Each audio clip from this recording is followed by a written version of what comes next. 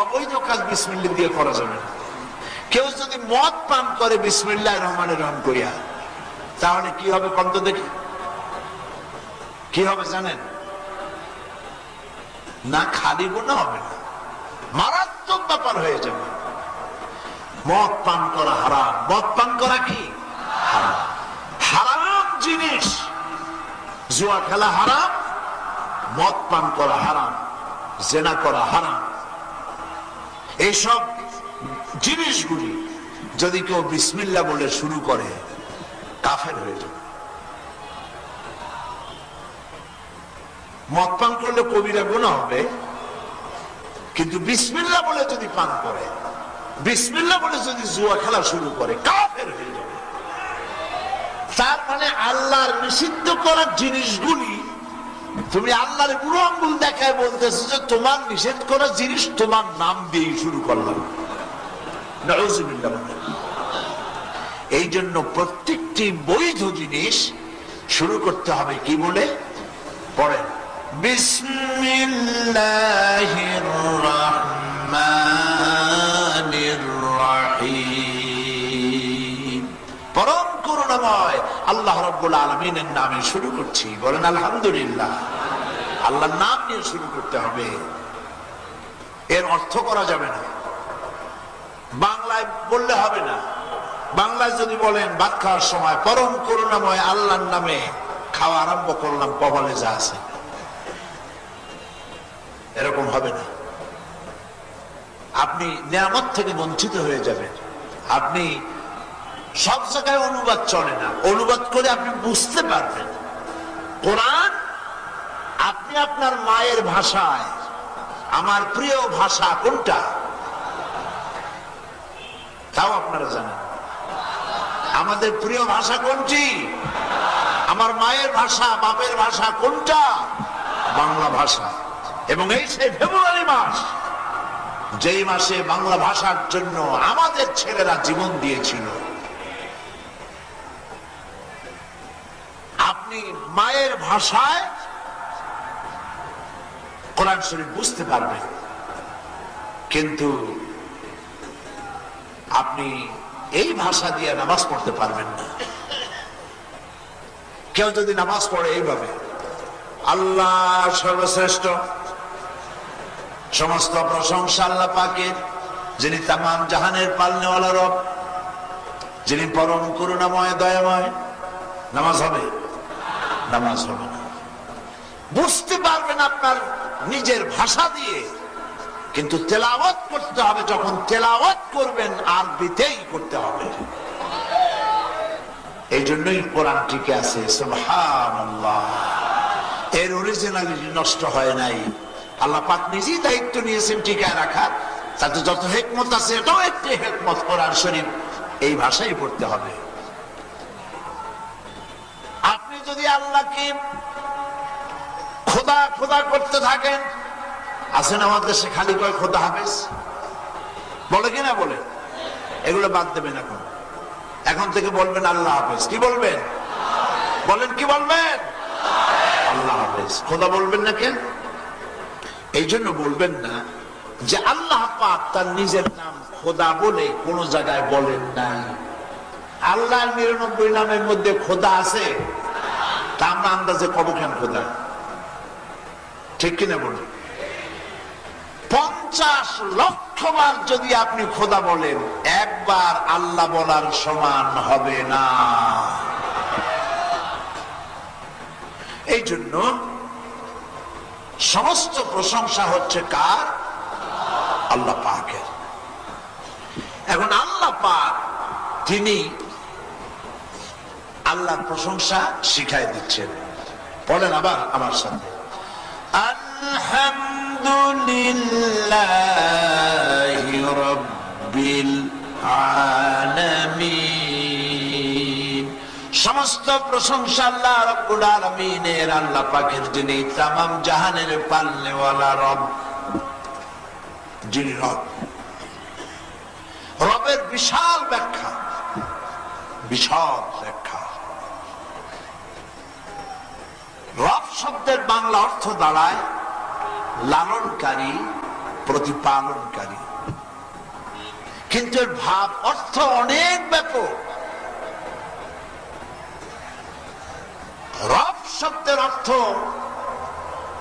এক কথায় বুঝাবার জন্য আমি এভাবে বলি, লক্ষ্য করুন, রব বলা হয় তাকে যাহার যখন যে জিনিসের যতটুকুন প্রয়োজন তাহাকে তখন সেই জিনিস যিনি পৌঁছে দেন চাওয়ার আগে, তাকে বলা হয় রব।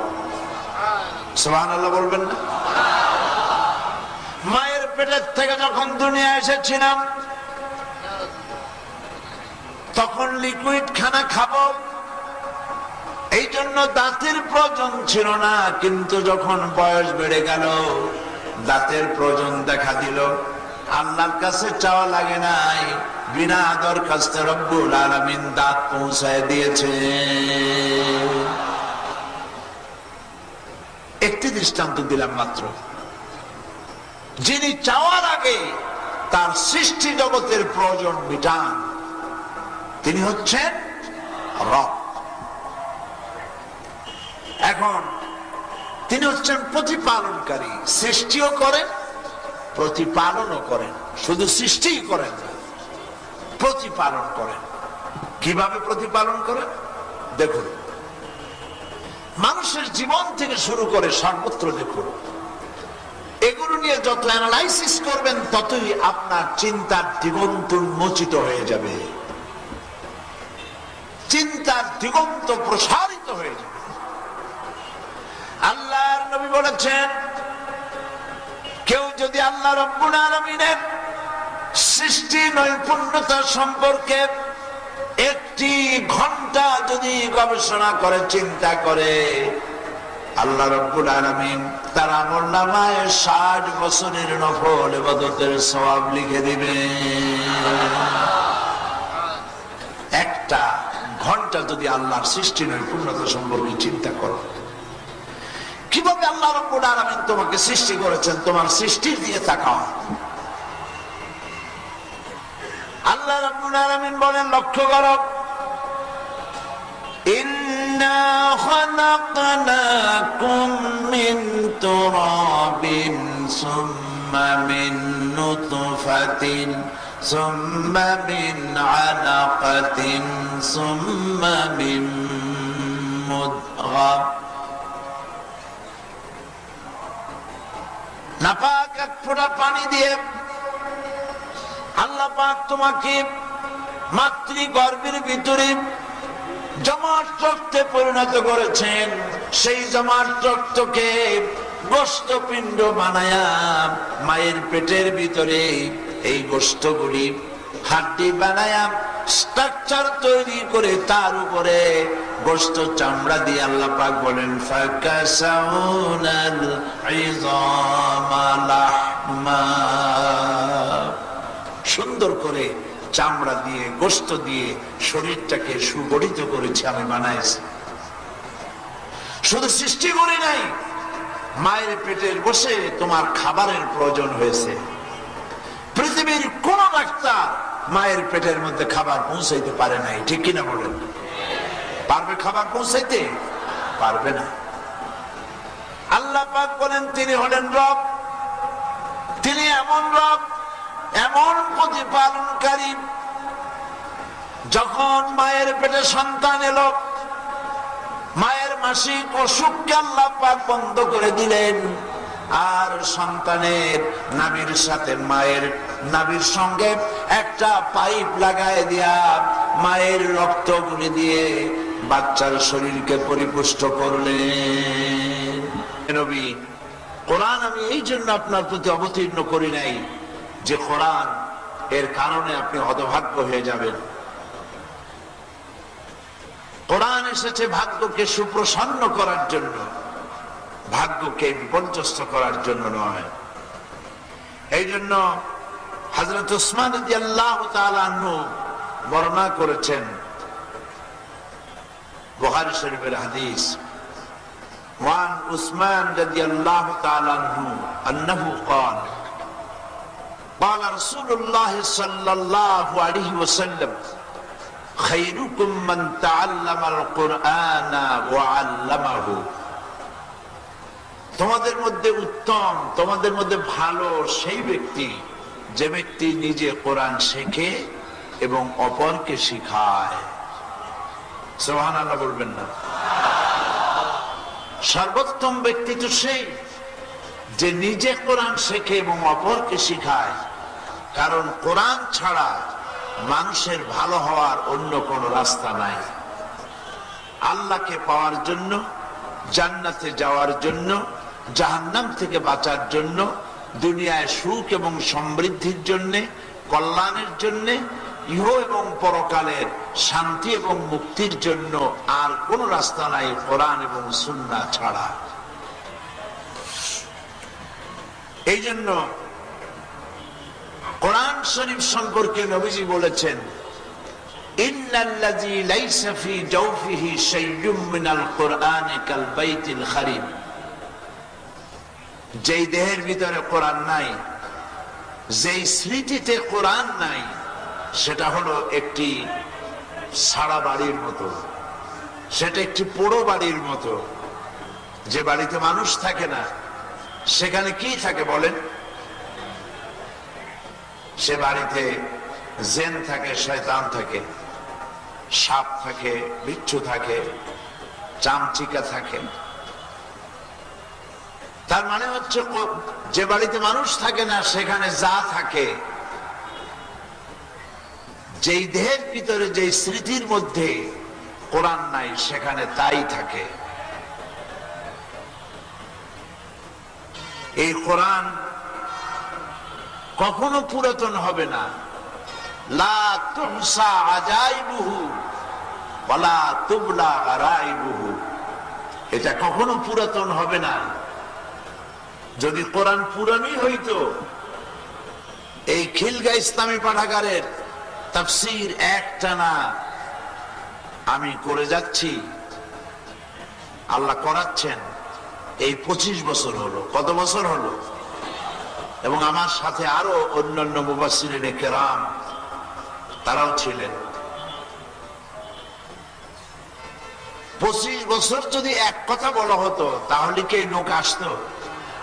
বলেন, এই লোক আসতো প্রত্যেক বছর বছর এই পুরান কথা শুনতে? চট্টগ্রামে আবার 23 বছর হলো, প্রতি বছর 5 দিন করে করে একটানা 23 বছর।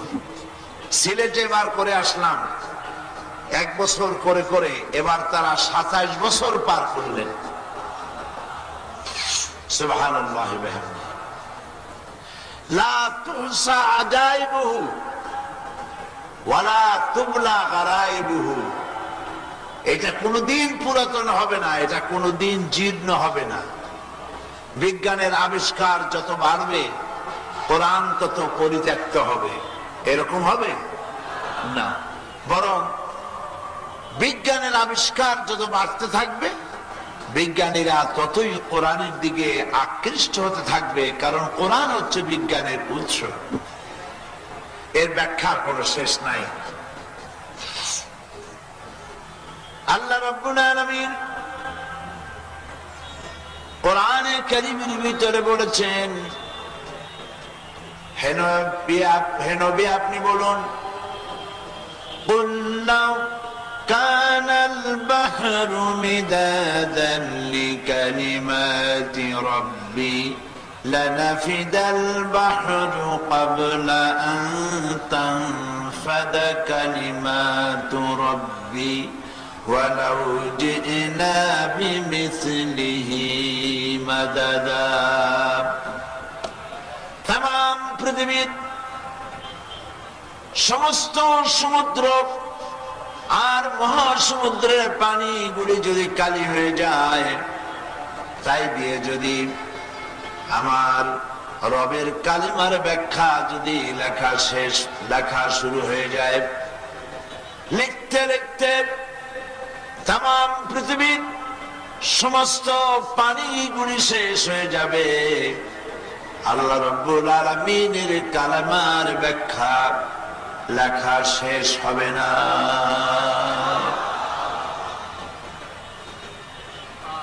যুগ যত নতুন হবে, যতই পৃথিবীতে বিজ্ঞানের আবিষ্কার বাড়বে, ততই কোরআন আরো চিত্তাকর্ষক, আরো হৃদয়গ্রাহী হবে। যত তাফসীর বেরিয়েছে, সমস্ত তাফসীরগুলি পৃথিবীর দাবি পূরণ করেছে। যখন যে ধরনের সমাজ, যুগ জিজ্ঞাসা, যুগ চিন্তা, মননশীলতা, ঠিক তখন সেই ধরনের কোরআনে কারিমের ব্যাখ্যা পৃথিবীর বুকে এসেছে, মানুষের চাহিদা পূরণ করেছে, এবং কিয়ামত পর্যন্ত পৃথিবীর মানুষের চাহিদা পূরণ করবে কোরআন। সুবহানাল্লাহ। এই কোরআন হচ্ছে আল্লাহ পাকের সর্বশ্রেষ্ঠ হেদায়েতের কিতাব, যার মধ্যে কোনো ভুল নাই। এই পৃথিবীতে তো এমন মানুষ বহু আছে যারা বলেছে দেয়ার ইজ নো গড, স্রষ্টা বলতে কেউ নাই, আল্লাহ নাই, বলে নাউজুবিল্লাহ। এই কথা লোকেরা বলেছে, কিন্তু আজ পর্যন্ত এই কথা কেউ বলতে পারে নাই যে কোরআন শরীফ এইটা মানুষের বানানো। আমার জানা মতে, শোনা মতে এরকম লোক পাওয়া যায় নাই যে বলেছে যে কোরআন এইটা মানুষে বানাইছে। এটা বলে নাই কেন? এই জন্য বলে নাই যে কোরআন শরীফ মানুষে বানাইছে। এটা যদি বলা হয় তাহলে যে বলবে তাকেই লোকেরা ধরবে, বেটা তুমিও তো মানুষ, বানাও না কোরআন শরীফ, দেখি কেমনে বানাও। এই জন্য কোরআনে কারীম এটা যে আল্লাহ, এ সম্পর্কে কোনো সন্দেহ নাই। আল্লাহ রাব্বুল আলামিন কোরআনে কারীমের মধ্যে বলেছেন, যদি সন্দেহ হয় এটা মানুষের বানানো, তাহলে কোরআনের মতো একখানা কোরআন বানাও। এই চ্যালেঞ্জের মোকাবেলা কেউ করতে পারেনি। এরপর আল্লাহ পাক বলেছেন, যদি পারো 10টা সূরার মতো 10টা সূরা বানাও। তাও পৃথিবীর মানুষ এই চ্যালেঞ্জের মোকাবেলা করতে পারেনি। সর্বশেষ আল্লাহ রাব্বুল আলামিন চ্যালেঞ্জ করলেন, ইন কুনতুম ফি রাইবিন মিম্মা নাযালনা আলা আবদিনা ফাআতু বিসূরাতিন মিন মিসলিহি ওয়াদউ শুহাদাআকুম মিন দুনিল্লাহি ইন কুনতুম সাদিকিন। আমি আমার বান্দার উপরে যে কিতাব অবতীর্ণ করেছি, যদি তোমাদের সন্দেহ হয় যে এইটা মানুষের বানানো, আমার বান্দার বানানো, তাহলে ফাতু বিসূরাতিন, তাহলে কোরআন শরীফের সূরার মতো করে একটা ছোট্ট সূরা বানায় আনো। ছোট্ট সূরা, বড় সূরা নয়। সূরা আরাফ, সূরা নিসা, সূরা মায়েদা, এরকম বড় সূরা নয়। পারলে ছোট্ট একটা সূরা বানাও, না হয় সূরা আসরের মতো একটা সূরা বানাও। কত বছর পার হয়ে গেল? আল্লাহর এই চ্যালেঞ্জ কত বছর হলো? 1400 বছর পার হয়ে গেছে। এই চ্যালেঞ্জের মোকাবেলা কেউ করতে ভবিষ্যতে পারবে? ভবিষ্যতেও পারবে না। এ হচ্ছে সেই কোরআন। এই কোরআন পৃথিবীতে তাবিজ লেখার জন্য আসে নাই। এই কোরআন ঝাড়ফুঁক করার জন্য আসে নাই। এই কোরআন শুধু মাথায় লাগানো, চুমা লাগানো, বুকে লাগানোর জন্য আসে নাই। কোরআন এসেছে পৃথিবীর মানুষকে সুখী করার জন্য, কিয়ামতে জাহান্নাম থেকে মুক্তি দেওয়ার জন্য। লক্ষ্য করুন, নবী করিম সাল্লাল্লাহু আলাইহি সাল্লাম যে বিপ্লব করেছিলেন, সেই বিপ্লব ঘটিয়েছিলেন একখানা কিতাব দিয়ে। কয়খানা কিতাব? মাত্র একখানা কিতাব। একটা কিতাব দিয়ে একটা বিপ্লব হয়, এই দৃষ্টান্ত পৃথিবীতে আর নাই কোরআন ছাড়া। সুবহানাল্লাহ বলবেন না? রুশ বিপ্লব দেখেন, রুশ বিপ্লবে লক্ষ লক্ষ মানুষকে হত্যা করা হয়েছে, এক সাগর রক্ত, এই রক্তের বন্যা প্রবাহিত করা হয়েছে। আজ সেখানে গণকবর আবিষ্কৃত হচ্ছে। সেই বিপ্লব 70 বছরের বেশি টেকে নাই। নবী করিম সাল্লাল্লাহু আলাইহি ওয়াসাল্লাম একটা বিপ্লব করেছিলেন একটা কিতাব দিয়ে। সামান্য কিছু সংখ্যক লোকের রক্তের বিনিময় সেই কোরআনের বিপ্লব প্রতিষ্ঠিত হলো। যারা চোর ছিল, ডাকাত ছিল, জেনাকার ছিল, বদমাশ ছিল, তারা মানুষের জন্য পাহারাদার হয়ে গেল। সুবহানাল্লাহ। সন্ত্রাস, চাঁদাবাজ, মাস্তানি, চুরি, ডাকাতি, হত্যা, ধর্ষণ সব বন্ধ হয়ে গিয়ে সুন্দর এক পৃথিবী গড়ে তুলেছিলেন মুহাম্মদ রাসূলুল্লাহ সাল্লাল্লাহু আলাইহি ওয়াসাল্লাম। আজ তো আমার দেশে বা পৃথিবীর দেশে দেশে বিশ্ববিদ্যালয় আছে। বিশ্ববিদ্যালয়গুলির হাজারো সিলেবাসের বই আছে। এই বইগুলি পড়ে, এই সিলেবাসের বই পড়ে কি তৈরি হলো আপনারা দেখতে পাচ্ছেন। তৈরি হয়েছে ধর্ষণের সেঞ্চুরি করার মতো লোক তৈরি হয়েছে, খুনি হয়েছে, ধর্ষণকারী হয়েছে, চোর, ডাকাত। নবী করিম সাল্লাল্লাহু আলাইহি ওয়াসাল্লাম তিনি যে বিপ্লব করেছিলেন, সেই বিপ্লবের তার বিশ্ববিদ্যালয়ের সিলেবাসে বই ছিল, কিতাব ছিল মাত্র 2খানা। কয়খানা ছিল? 2খানা। নবী করিম সাল্লাল্লাহু আলাইহি ওয়াসাল্লামের একটা বিশ্ববিদ্যালয় ছিল, সেই বিশ্ববিদ্যালয়ের নাম হলো আল হেরা ইউনিভার্সিটি। এই আল হেরা ইউনিভার্সিটি চ্যান্সেলর ছিলেন আল্লাহ রাব্বুল আলামিন, এবং এটার ভাইস চ্যান্সেলর ছিলেন মুহাম্মদ রাসূলুল্লাহ সাল্লাল্লাহু আলাইহি ওয়াসাল্লাম। সিলেবাসে কিতাব ছিল 2খানা, একখানার নাম কোরআন আর একখানার নাম, বলেন সবাই, কোরআন আর হাদিস। সিলেবাসের 2খানা কিতাব দিয়ে কি তৈরি হলো দেখুন। আবু বকর, ওমর, ওসমান, আলী, আবু উবাইদা ইবনুল জাররাহ, খাব্বাব, খুবাইব, আম্মার, সুমাইয়া, আমর ইবনুল আস, আবু মুসা আশআরী, আবু সাঈদ খুদরি, ইবনে মাসউদ, ইবনে আব্বাস রিদওয়ানুল্লাহি তাআলা আলাইহিম আজমাইন।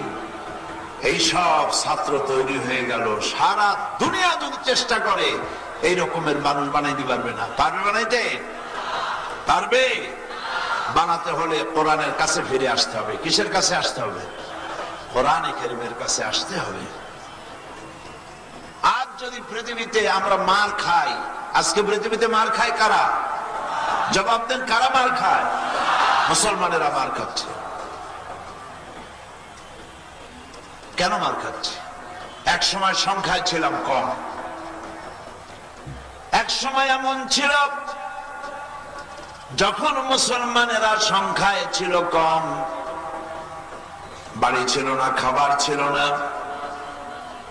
একটা খেজুরকে ভেঙে 2 টুকরা করে, একটা রুটিকে 5 টুকরা 6 টুকরা করে ভাগাভাগি করে খেয়ে, 1 গ্লাস পানিকে ভাগাভাগি করে খেয়ে, রোম শাম পারস্য বিজয় করেছিল যারা, সেই মুসলমানের সংখ্যা পৃথিবীতে 150 কোটিতে পৌঁছে গেছে।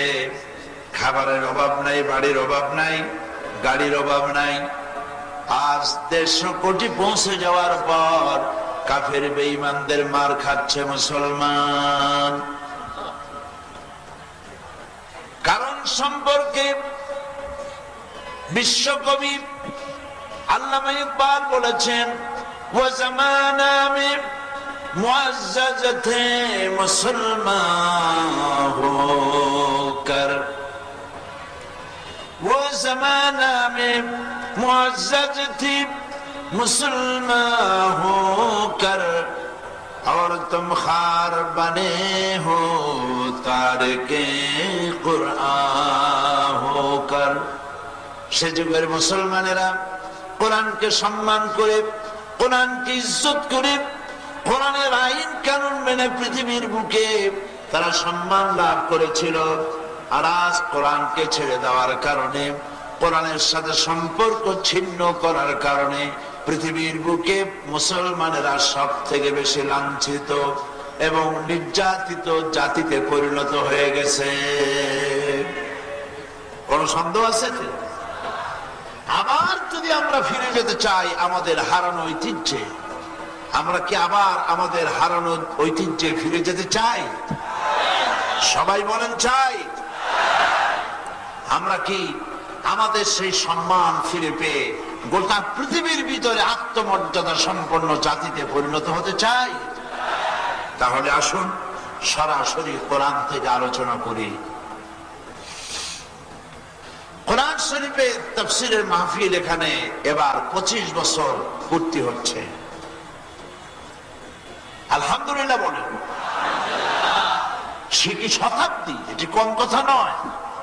সে কি শতাব্দী ধরে এই ঢাকার বুকে কোরআন শরীফের তাফসীরের মাহফিল, ইসলামী পাঠাগার ক্রমাগত ভাবে একটানা 25 বছর পর্যন্ত করে যাচ্ছে। আলহামদুলিল্লাহ বলেন। চট্টগ্রামে একটানা 23 বছর 5 দিন করে চট্টগ্রামের তাফসীর মাহফিল সম্পর্কে মিশর জামিয়া আল আজহার এর উস্তাদরা এসেছেন। সেখানে কাবা শরীফের ইমাম 2 বার দেখতে এসেছেন। তারা বলেছেন পৃথিবীতে কোরআন শরীফের তাফসীরের এত বড় মাহফিল আমরা দেখি নাই কোথাও। ঢাকা শহরেও রাজধানীর বুকে সর্ববৃহৎ তাফসীরুল কোরআন মাহফিল পল্টনে অনুষ্ঠিত হয় ইসলামী পাঠাগারের মাধ্যমে। আলহামদুলিল্লাহ। এই জন্য হাদিস শরীফে আছে, মান লাম ইয়াশকুরিন নাস ফালাম ইয়াশকুরিল্লাহ। যে ব্যক্তি আল্লাহ মানুষের কৃতজ্ঞতা স্বীকার করতে পারে না, সে আল্লাহর কৃতজ্ঞতাও শুকরিয়া আদায় করতে পারে না। আমরা কৃতজ্ঞতা স্বীকার করি ইসলামী পাঠাগারে, যারা প্রতি বছর লক্ষ লক্ষ টাকা খরচ করে, কষ্ট করে এত বড় মাহফিলের আয়োজন করে।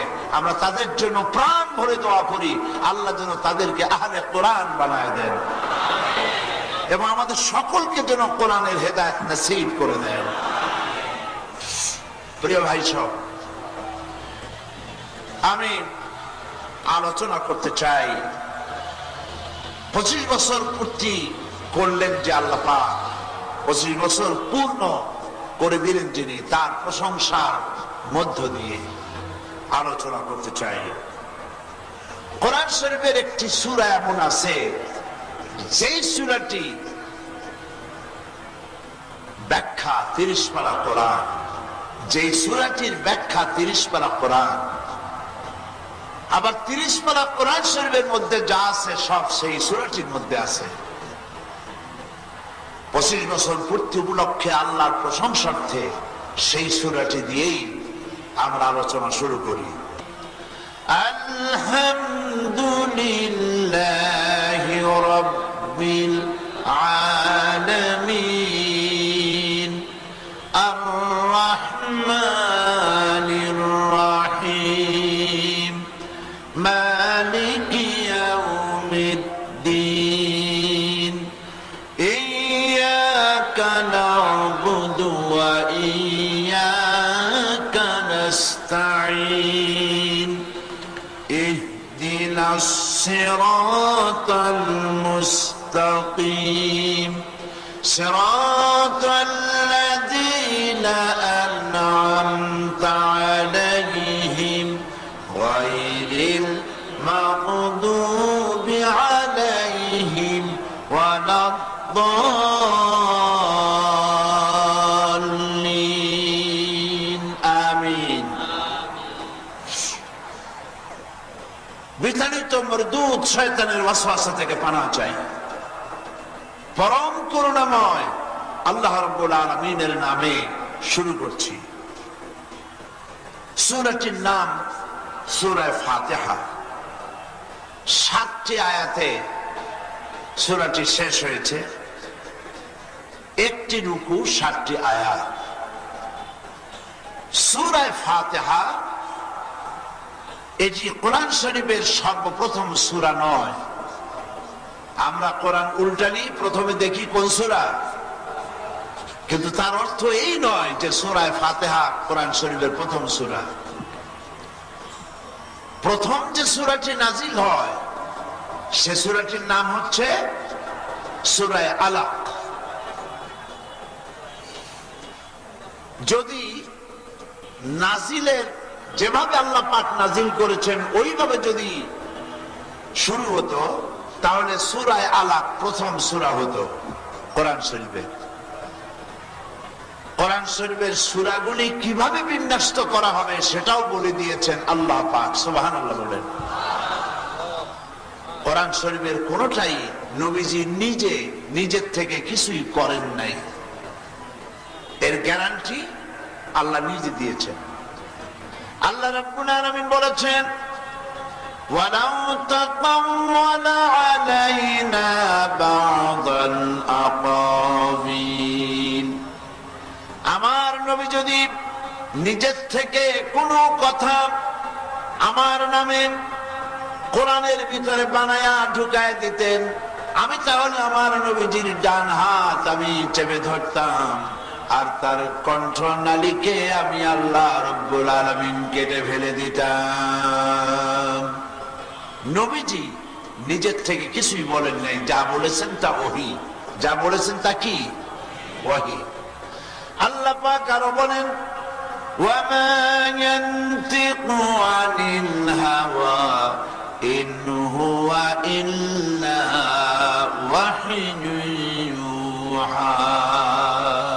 আমার নবী নফসকে অনুসরণ করে, প্রবৃত্তিকে অনুসরণ করে কোনো কথা বলেন নাই, যা বলেছে সবটা কি ওহী। কোরআনের নামে যা বলেছেন সবটা ওহী, আমি যা বলতে বলেছি তাই তিনি বলেছেন। সুতরাং সূরা ফাতিহা প্রথম সূরা নয়, তবে পূর্ণাঙ্গ সূরা হিসেবে সর্বপ্রথম যে সূরাটি নাজিল হয় সেটা হলো সূরা ফাতিহা। এর আগে যত সূরা নাজিল হয়েছে তা 5 আয়াত, 7 আয়াত, 3 আয়াত, 40 আয়াত, 20 আয়াত এরকম নাজিল হয়েছে। কিন্তু পূর্ণাঙ্গ সূরার আকারে প্রথম যে সূরাটি নাজিল হয় সেই সূরার নাম সূরা ফাতিহা। ফাতিহা শব্দের অর্থ হলো যে জিনিস দিয়ে উদ্বোধন করা হয়, প্রারম্ভিকা, উদ্বোধন করা। সূরা ফাতিহা দিয়ে কোরআনকে উদ্বোধন করা হয়েছে, খোলা হয়েছে, এই জন্য এটার নাম হলো ফাতিহা, সূরা ফাতিহা। এবং কোরআন শরীফ এর মধ্যে সূরা ফাতিহা অনেকগুলি নাম রয়েছে। হাদিস শরীফে ও কোরআন শরীফের অনেকগুলি নাম এসেছে। এর এক নাম হলো উম্মুল কিতাব। উম্মুল কিতাব মানে কিতাবের মা তা নয়, মানে মা নয়, উম্মুন মানে মা, এক অর্থে মা। আর একদিকে উম্মুন শব্দের অর্থ হলো সেন্টার, কেন্দ্র। যেমন মক্কা শরীফকে বলা হয় উম্মুল কোরা, গ্রাম সমূহের মা। এভাবে সেনাবাহিনীর পতাকাকেও উম্মুন বলা হয়। এই পতাকাকে কেন্দ্র করে সেনাবাহিনী একত্রিত হয়। কোরআন শরীফের এই সূরা ফাতিহার এক নাম হচ্ছে সূরাতুস সাওয়াদ, অর্থাৎ চাওয়া, প্রার্থনা করা। এটার একটি নাম হলো সূরাতুল কানজ, অর্থাৎ ইসলাম এর জ্ঞান এবং বিজ্ঞান। এই সূরাটি হচ্ছে ইসলামী জ্ঞান বিজ্ঞানের উৎস। সূরাটির নাম হচ্ছে, আরেকটি নাম হলো আল ওয়াফিয়া, অর্থাৎ পূর্ণত্ব প্রাপ্ত।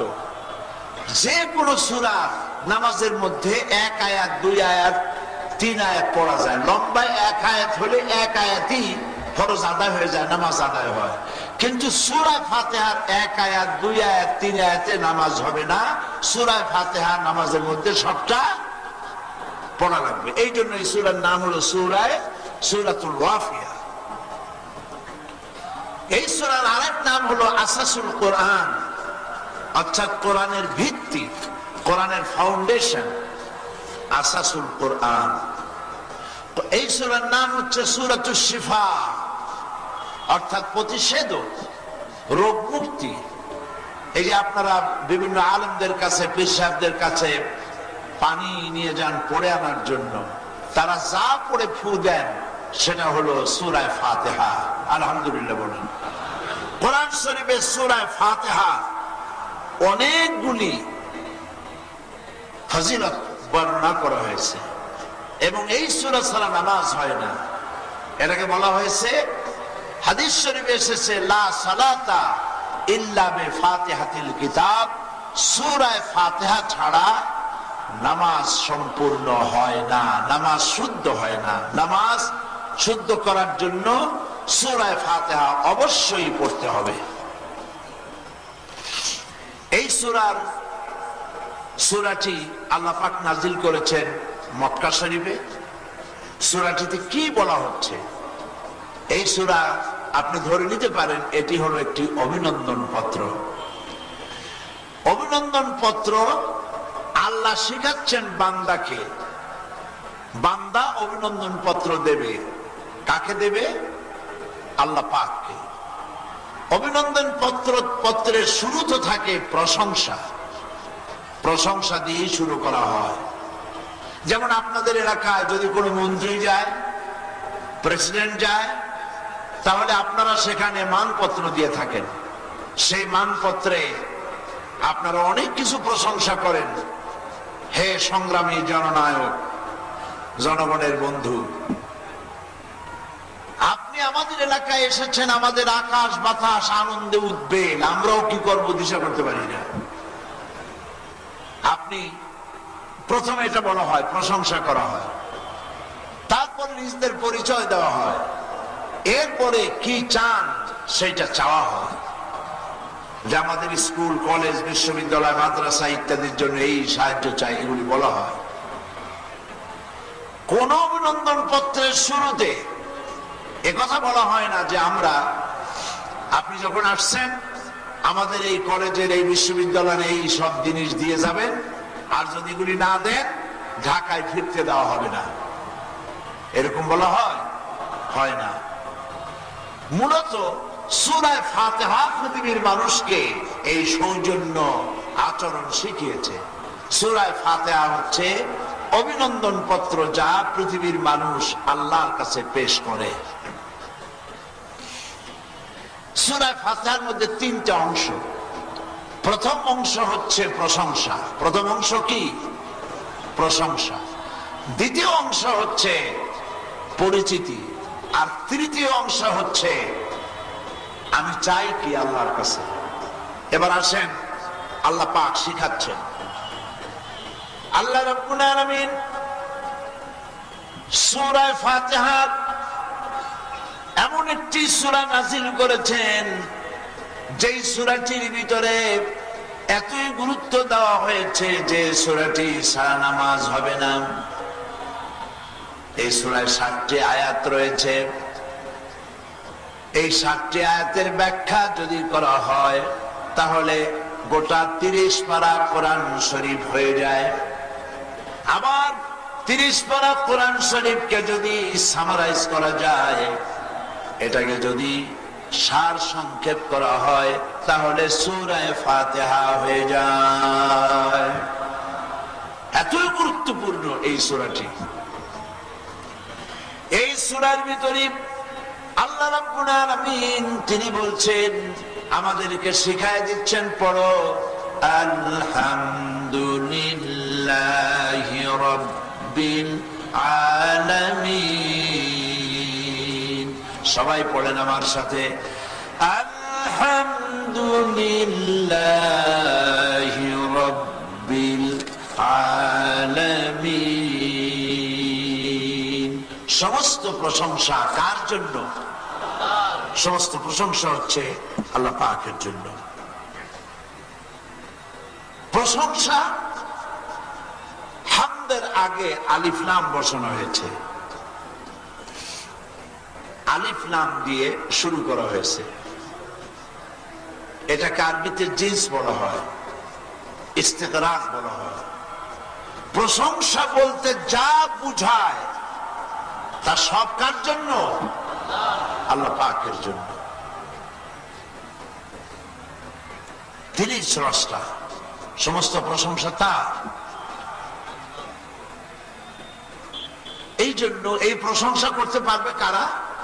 যারা আল্লাহর সৃষ্টি নৈপুণ্যতা সম্পর্কে জ্ঞান রাখে, বুঝতে পারে। আল্লাহ রাব্বুল আলামিন বলেন, জ্ঞানী কারা?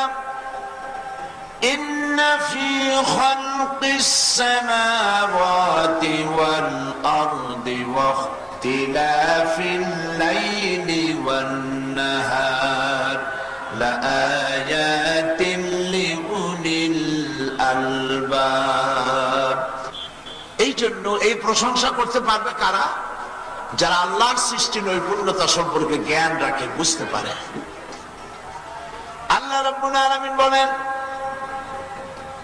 জ্ঞানী কারা? ইন্না ফি খালকিস সামাওয়াতি ওয়াল আরদি ওয়া ইখতিলাফিল লাইলি ওয়ান নাহার লাআয়াতিন লিউলিল আলবাব।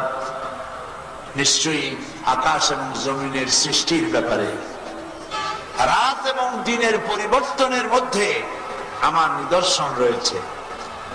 বুঝবে কারা? লাআয়াতিন, এর মধ্যে আমার নিদর্শন আছে। বুঝবে কারা? উলিল আলবাব, যারা জ্ঞানবান, যারা চিন্তাশীল, যারা বিচক্ষণ, তারা, যারা বুদ্ধিমান, যারা জ্ঞানবান।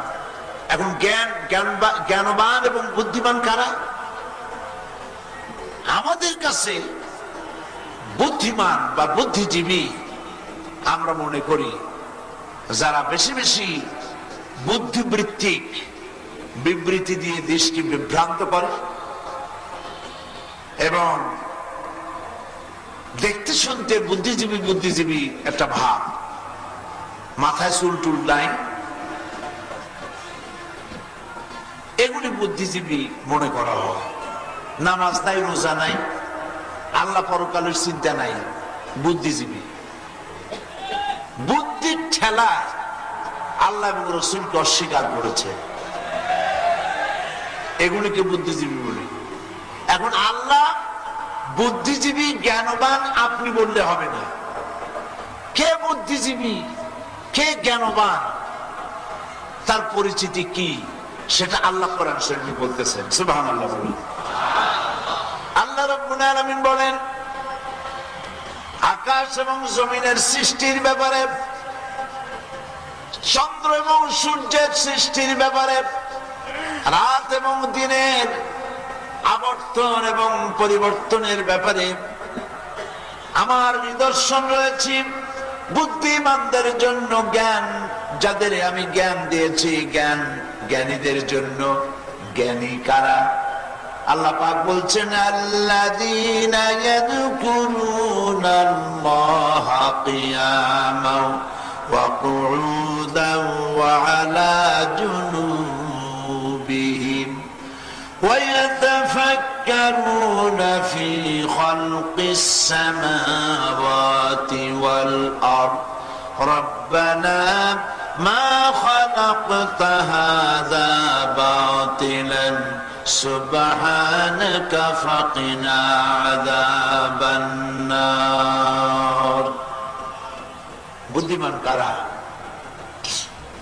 আপনারা বুদ্ধিজীবী বললেই হবে না।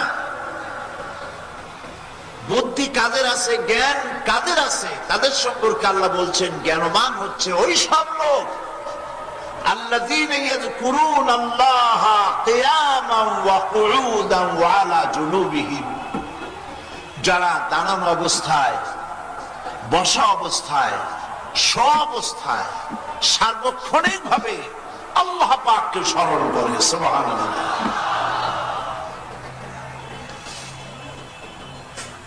যাদের কাছে আল্লাহ নাই, আল্লাহ বিবর্জিত বুদ্ধিজীবী যারা, তারা চাঁদ সূর্যের প্রশংসা করে, নদ নদী, ফল মূল, এর প্রশংসা করে, কিন্তু এগুলি যিনি সৃষ্টি করেছেন তাকে তারা খুঁজে পায় না। তার সম্পর্কে একটি কথাও তারা বলতে রাজি না। যারা নাকি সত্যিকারের জ্ঞানবান, আকাশ এবং পৃথিবীর সৃষ্টির ব্যাপারে চিন্তা করে, রাত এবং দিনের পরিবর্তনের চেষ্টা করে, চিন্তা করে, তারা এক সময় আল্লাহর এই সৃষ্টি জগৎ দেখে দেখে হয়রান হয়ে গিয়ে তাদের স্বতঃস্ফূর্ত ভাবে তাদের মুখ থেকে বেরিয়ে যায় আলহামদুলিল্লাহি রাব্বিল আলামিন। পড়েন সবাই আলহামদুলিল্লাহি রাব্বিল আলামিন। সমস্ত প্রশংসা আল্লাহ পাক তোমার, তুমি এগুলিকে সৃষ্টি করেছো। রব্বানা মা খালাকতা হাযা বাতিলা, কোন জিনিসকে তুমি খেল তামাশার বিষয়বস্তু করে তৈরি করো নাই, প্রত্যেকটা পেছনে উদ্দেশ্য রয়েছে, আর সুন্দর করে তুমি সৃষ্টি করেছো। প্রকৃতিবাদী বুদ্ধিজীবী যারা, তারা এগুলির মধ্যে প্রকৃতিকেই খুঁজে পায়, সব প্রকৃতি করেছে, কিন্তু আল্লাহ পাককে তারা খুঁজে পায় না, আল্লাহকে স্বীকারও করে না, মানতেও চায় না। আল্লাহ পাক বলছেন যে আমার সমস্ত প্রশংসা হচ্ছে আল্লাহ পাকের। সমস্ত প্রশংসা কার? আল্লাহ পাকের। ওই বিশাল আকাশ তিনি সৃষ্টি করেছেন, প্রশংসা সেই আল্লাহ পাকের। জমিন সৃষ্টি করেছেন আল্লাহ পাক, সেজন্য প্রশংসা আল্লাহ পাকের। আমাকে সৃষ্টি করেছেন আল্লাহ, সেজন্য প্রশংসা আল্লাহ পাকের। প্রশংসা কার? আল্লাহ পাক। ডাক্তারের চিকিৎসায় রোগী ভালো হয়েছে, প্রশংসা কার? ওই আল্লাহ পাকের, যিনি ডাক্তারকে সঠিক ডায়াগনোসিস করার তৌফিক দিয়েছেন। ঠিক কিনা বলি? গাছের ফল মিষ্টি, প্রশংসা গাছের নয়, আল্লাহ পাকের। কারো গলার আওয়াজ খুব সুমিষ্ট, খুব সুন্দর, প্রশংসা সেই ব্যক্তির নয়, প্রশংসা ওই আল্লাহ পাকের, যিনি তার গোলামের, তার বান্দার গলার আওয়াজকে সুন্দর করেছেন। সুবহানাল্লাহ। এই হচ্ছে প্রশংসা। সমস্ত ব্যাপারে প্রশংসা হবে আল্লাহ পাকের, আর ফাসিকের প্রশংসা করা যাবে না। নবী করিম সাল্লাল্লাহু আলাইহি সাল্লাম বলেছেন, ইযা মুদিহাল ফাসিকু ইহতাজ্জাতিল আরশ। কোন ফাসিক, ফাসিক বলা হয় ওই সব ব্যক্তিকে যারা প্রকাশ্য আল্লাহর নাফরমানি করে, নামাজ নাই, রোজা নাই, আল্লাহ পরকালের চিন্তা নাই। এই ধরনের মানুষ, এই ধরনের নেতাদের প্রশংসা যদি কেউ করে, তাহলে আল্লাহ পাকের আরশ গোসায় থরথর করে কাঁপতে থাকে। প্রশংসা হবে কেবলমাত্র আল্লাহ পাকের। মানুষেরা বোঝে না, না বুঝে আন্দাজে প্রশংসা করে মানুষের। মূলত প্রশংসা হবে আল্লাহ পাকের। প্রশংসা কার? আল্লাহর। জোরে বলেন কার? আলহামদুলিল্লাহ। অন্য সব নাম বাদ দিয়ে এখানে ইসমে জাত আনা হয়েছে, লিল আল্লাহ। আল্লাহ পাকের অনেক নাম আছে, তার মধ্যে ইসমে জাত হচ্ছে কোনটা বলুন? সবাই বলেন আল্লাহ। বলেন না আল্লাহ। চিনতে কোনো কষ্ট হবে না। পৃথিবীতে যে কোনো জাতি তার স্রষ্টাকে ডাকে বিভিন্ন নামে। কেউ বলেন ভগবান, কেউ বলেন গড, কেউ বলেন বিধাতা, কেউ বলেন ঈশ্বর। এই প্রত্যেকটি শব্দের স্ত্রীলিঙ্গে প্রতি শব্দ বসানো যাবে, যাবে না? ভগবানে কি আসবে? ঈশ্বরে কি আসবে? গডে কি আসবে? প্রত্যেকটি শব্দের প্রতি শব্দে আরেকটি শব্দ আসবে। কিন্তু বলুন তো, আল্লাহ রাব্বুল আলামিনের এই যে পবিত্র নাম, এর স্ত্রীলিঙ্গে, ফেমিনিন জেন্ডারে কি আসবে? সারা দুনিয়ার ডিকশনারি যদি একত্রিত করেন, মিলাইতে পারবেন না, একটা প্রতিশব্দ মিলবে না। সুবহানাল্লাহ বলবেন না? আল্লাহকে চেনার জন্য, বোঝার জন্য আল্লাহ এই শব্দ দিয়েই যথেষ্ট। কেউ যদি জানতে চায়, আল্লাহ দিয়ে আল্লাহকে চিনতে চায়, তাহলে দেখুন কোরআনে কারীমের ভিতরে আল্লাহ রাব্বুল আলামিন বলেছেন, আল্লাহু লা ইলাহা ইল্লা হুয়াল হাইয়ুল কাইয়্যুম। পড়েন আমার সাথে, আল্লাহু লা ইলাহা ইল্লা হুয়াল হাইয়ুল কাইয়্যুম। আল্লাহ হচ্ছেন তিনি, যিনি ছাড়া কোনো ইলাহ নাই, যিনি ছাড়া কোনো মাবুদ নাই, উপাস্য নাই। তিনি সদা জাগ্রত, তিনি চিরঞ্জীব। এখন যদি কেউ আল্লাহর আলিফ বাদ দিয়া যদি আল্লাহরে চিনতে চায়, আল্লাহর আলিফ বাদ দিলে থাকে কি? লিল্লাহ। আল্লাহ রাব্বুল আলামিনের পবিত্র নাম, আল্লাহর আলিফ বাদ দিয়া থাকলো লিল্লাহ। লিল্লাহ দিয়ে আল্লাহরে চিনতে কোনো কষ্ট হবে না। কেউ যদি লিল্লাহ দিয়ে আল্লাহরে চিনতে চায়, তাহলে দেখুন কোরআন বলছে, লিল্লাহি মা ফিস সামাওয়াতি ওয়া মা ফিল আরদ। আকাশ এবং জমিনের সার্বভৌমত্বের একচ্ছত্র মালিক হচ্ছেন আল্লাহ রাব্বুল আলামিন। সুবহানাল্লাহ। একচ্ছত্র মালিক তিনি। এবার যদি আলিফ বাদ দিলাম, লাম বাদ দিলাম, আল্লাহর আলিফ বাদ লাম বাদ থাকলো কি? লাহু। এই দুটি অক্ষর আছে, দুটি অক্ষর দিয়ে আল্লাহকে চেনা যায়। এই দুটি অক্ষর দিয়ে যদি আল্লাহকে কেউ চিনতে চায়, তাও চিনতে কষ্ট হবে না। কোরআনে কারীমের মধ্যে আল্লাহ রাব্বুল আলামিন তার অসংখ্য গুণরাজির ভিতরে একটি গুণ এই দুটি অক্ষরের মধ্য দিয়ে বলেছেন, লাহু মাকালিদুস সামাওয়াতি ওয়াল আরদ। আসমান এবং জমিনের রিজকের চাবিকাঠি আল্লাহর হাতে। এবার আরো একটা নাম বাদ দেন, থাকবে কি? কি থাকবে? একটি অক্ষর দিয়ে আল্লাহ পাককে চিনতেও কষ্ট হবে না। আল্লাহ পাক বলেন, ইন্নাহু হুয়াল গফুরুর রহিম। তিনি হচ্ছেন আল্লাহ, যিনি পরম ক্ষমাশীল, দয়াবান। সুবহানাল্লাহ। সুতরাং প্রশংসা যদি করতে হয়, আমাদের দেশের বহু মুসলমান নেতা নেত্রী আছে, বক্তৃতা করতে দাঁড়ানো, বক্তৃতা করতে দাঁড়াই আমি স্মরণ করি 1000 বছরের অমুক আর তমুক, বলে না? নাউজুবিল্লাহ বলে। এগুলো কপাল পোড়া। এগুলো কি পোড়া?